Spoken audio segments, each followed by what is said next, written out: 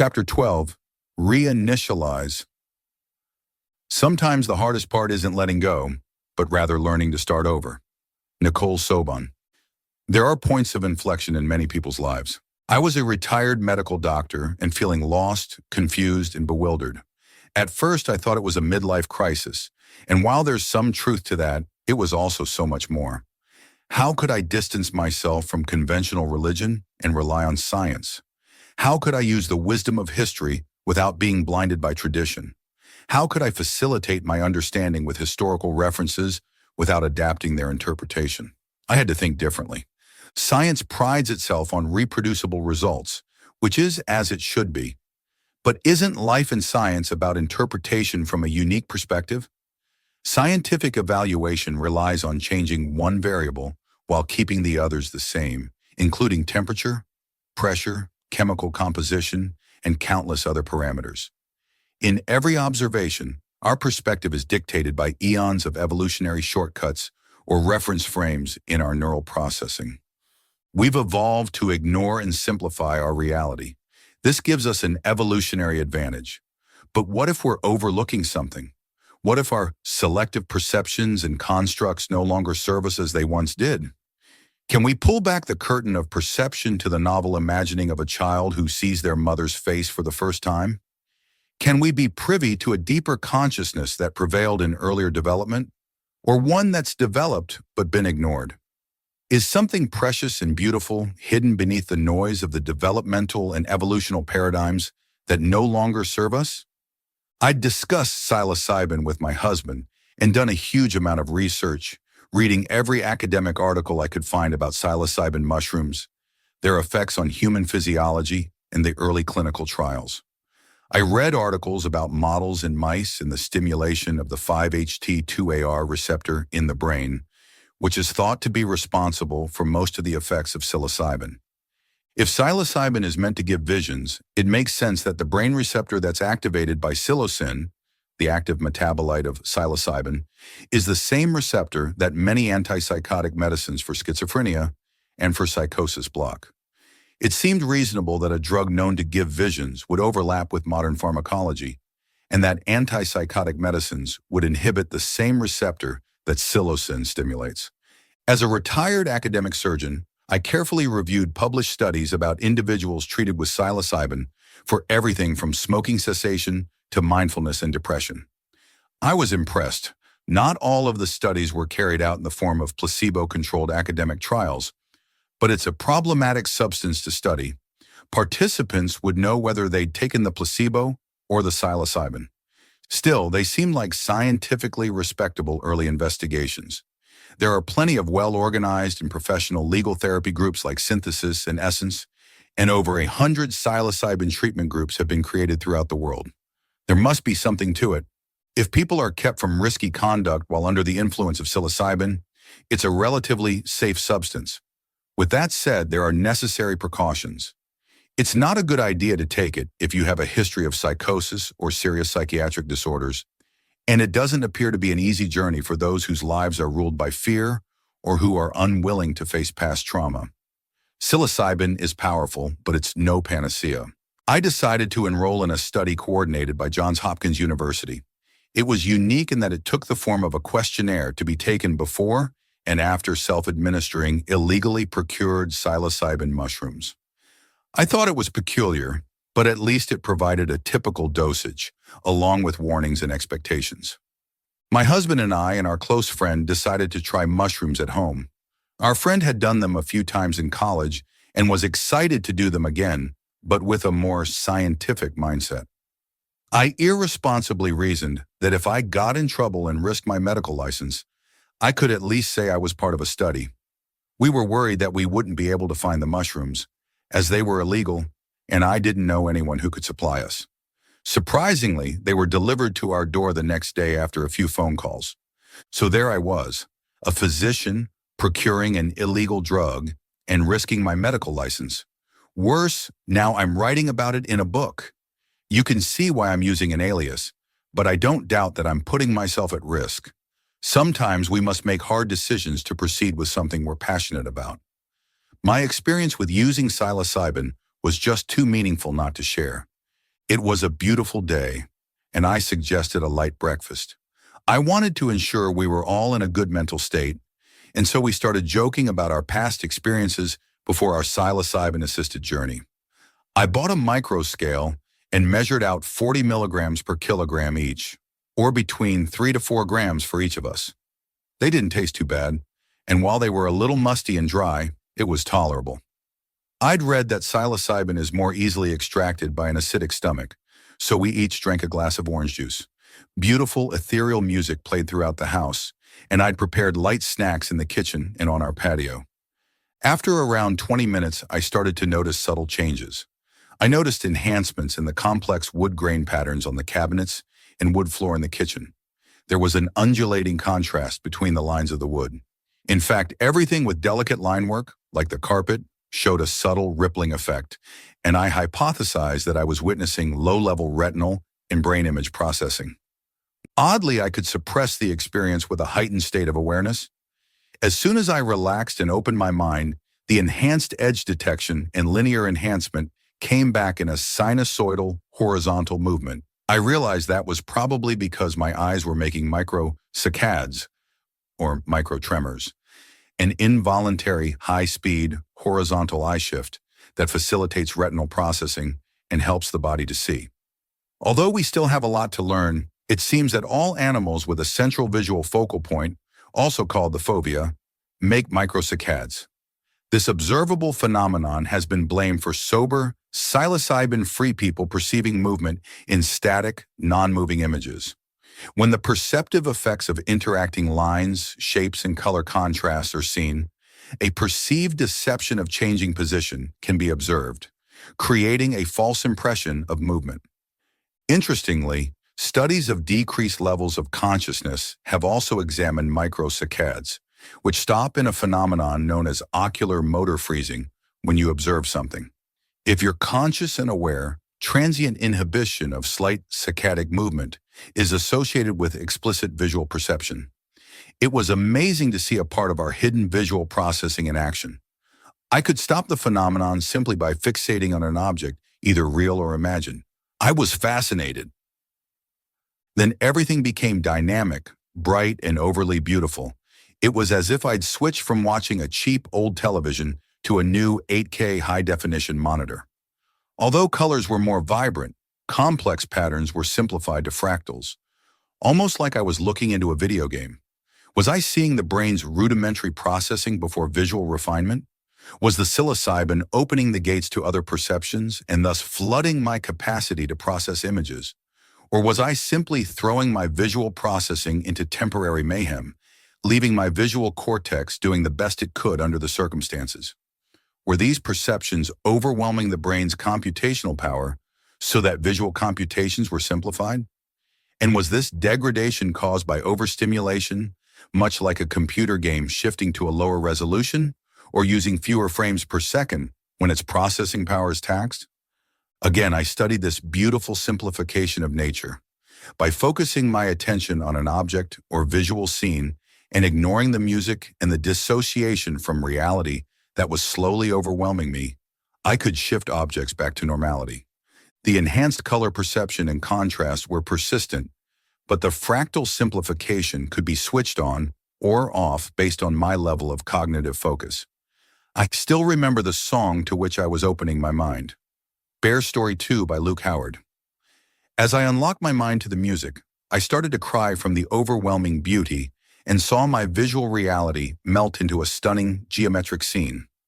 Golden waves came across my vision, and while I could easily focus my mind and see normally, there was an increased awareness. I saw every insect, bird, and leaf as they moved in the breeze.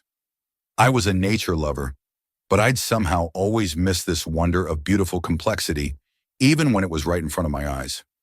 I was truly present and felt a part of something much greater. My feeling of self disappeared, and I felt as if my consciousness was a drop in the ocean. I could sense everything around me, and it was as if the trees and birds were part of me and I them. I was filled with bliss, which made sense as serotonin uses some of the same neuroreceptors as psilocybin. I'd taken MDMA, a serotonin-releasing drug, in the distant past, and the effect was similar, only more euphoric and detached. I felt so connected to everything that I wouldn't have been surprised if the trees began communicating with me. Everyone's face became fogged, but I was the only one to experience it. I sat, thought about it, and concluded it was a unique peculiarity to my visual processing. I suffer from a mild case of a perception disorder called prosopagnosia, an uncommon syndrome which makes it difficult to recognize people's faces. The people I see often aren't a problem, but if I talk to someone one day and they walk by me on the following day with a new haircut, I probably won't recognize them. My husband is the opposite. He can see a celebrity who's aged and recognize them immediately. It's extraordinary how we all have different abilities and limitations. I walked outside alone and viewed the beautiful vista from our patio overlooking the valley. I cried at mankind's disrespect for nature and for itself, and felt an immense gratitude for my life and those I loved. I prayed to God to make me a better person and hoped that my journey would help me to understand more in my spiritual life. I was overwhelmed with a sense of belonging and the grandeur of nature. I started noticing that my legs were heavy, and it felt like I'd gained 50 pounds. Weird, I thought. I'm heavy in the living room, but not outdoors. This change in weight was hard to understand, and I was still trying to process the persistent fog over the faces of my husband and our friend. Bizarrely, my husband's whole body had been overtaken by fog, and his eyes were twitching so quickly that I knew I was observing something physically impossible. With an increased level of alertness, all my sensations returned to normal. I decided to relax my cognition and see where the experience would take me. I asked my friend about my husband's appearance, and he said he couldn't see any blurring or eye twitching. I continued looking at him with an open mind while he sat on the sofa, and he morphed into what I can only describe as a beautiful, lizard-like creature, like a handsome, young dragon. He had fine brown scales, pointed ears, a low furrowed brow, and a small snout. His pupils were vertically elongated, like a reptile's, and his irises were lighter colored. There was profound wisdom in his face, and I somehow felt a kind of recognition, as though I was unexpectedly seeing a dear old friend.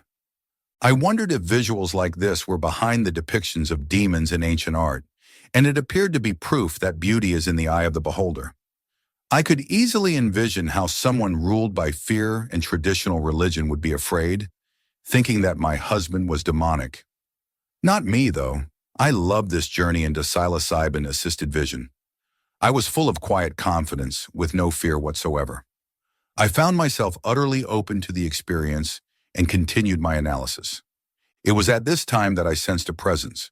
It felt warm and all-embracing, although it was also abstract and mathematical. The room took on a golden color, and a stunning pattern of weak lights in translucent, undulating, amoeboid fractals appeared before me in a constantly moving pattern of luminous and adjoined rhomboids. Their size was increasing and decreasing from 5 to 10 centimeters, and they appeared more organic than man-made, formed of soft lines with partially bent edges. There was a subtle rainbow of color, like oil on water, and the object looked like clear plastic film that had been folded repeatedly, rippling and faintly multicolored. It was beautiful. My husband looked up from the couch and he saw it too. How could that be? Either there was an entity in our room, or we were somehow projecting what we were seeing into each other's mind. I sensed the need to permit the entity to communicate with me directly, prayed to God for protection, and thought, sure, why not? The clouds surrounded me, and I don't remember anything after that other than feeling the need to lie down for 15 minutes when the object had gone. After the effects started wearing off, we all felt elated in a way that we hadn't felt for a long time. We were sitting in the living room, quietly discussing the experience while listening to music by Max Richter, when we heard a loud hooting. Owls aren't common in our neighborhood, and so we were surprised to hear the sound of one over the music. We had a great horned owl perched on our chimney, and he now visits our house regularly. This was the first time we'd observed an owl near our home, and I felt like I was on top of the world. My husband, our friend, and I had never laughed so hard, and we enjoyed a few drinks and snacks on the patio while listening to upbeat pop music. The day after our experience, I thought of psilocybin as a potent medicine. With the benefit of sobriety, I could see how it could break a severe depressive mood and told myself that the substance deserved respect. Studies have demonstrated an increased and sustained openness following a single episode, with openness defined as an increased curiosity, imagination, creativity, and appreciation of aesthetics.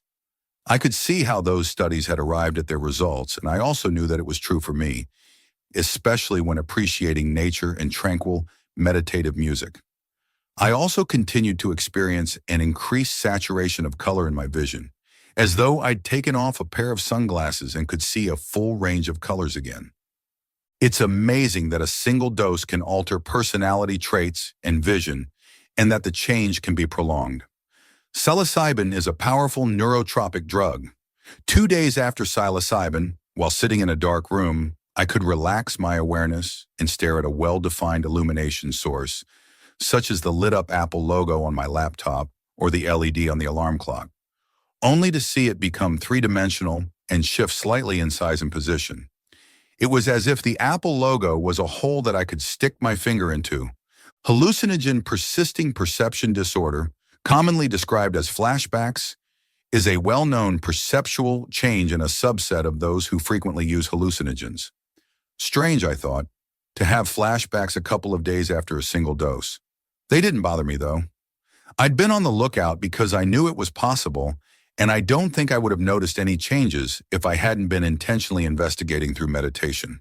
I relaxed my mind and defocused my vision to see them.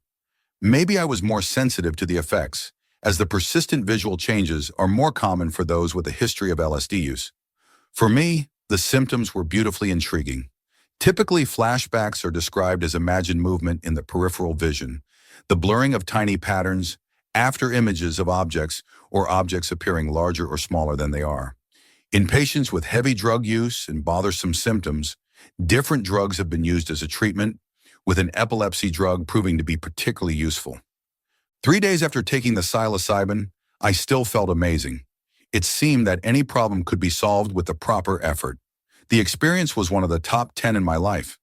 I made some mental notes about the lizard-like face of my husband, remembering that his eyes had vertical slits for pupils, which is typical for reptiles. Had I recognized a pattern of interpretation from lower in the evolutionary chain? Was I manifesting a subconscious thought or visualizing an unresolved, deep-seated conflict? Was it something else? I could understand the pointed ears as a fractal simplification of the ear's curvature, but I struggled with the rest. Why didn't I see a similar pattern on my friend's face, which stayed blurred? I decided to examine further on another journey. Following our psilocybin experience, my taste in music immediately changed. I still liked pop and alternative rock, but started to prefer classical and ethereal music. I was more mindful of my surroundings, and I found myself pausing to admire bird calls and felt closer to nature, smiling at the beauty of small things while walking our dog. How unusual, I thought. A neighbor I'd never talked to stopped his car and opened his window just to say hello. Was I somehow more approachable? I had a fantastic appreciation for the small details of flowers, plants, and insects that I'd previously missed. I found myself reflecting daily on the experience. A substance that can so completely alter reality could clearly shake someone into a psychotic break, especially if they were mentally stressed, going through substance withdrawal or predisposed to psychosis.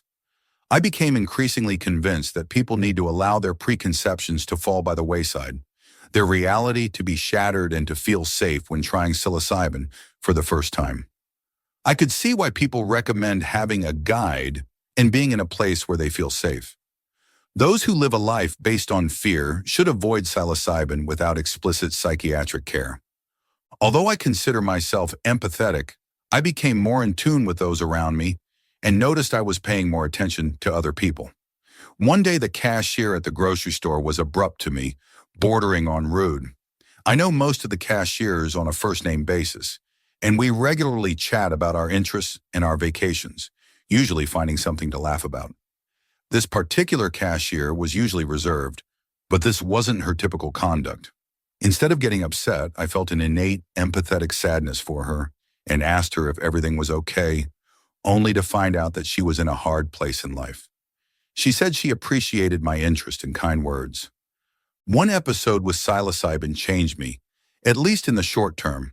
Surely, I thought, it can't be this easy.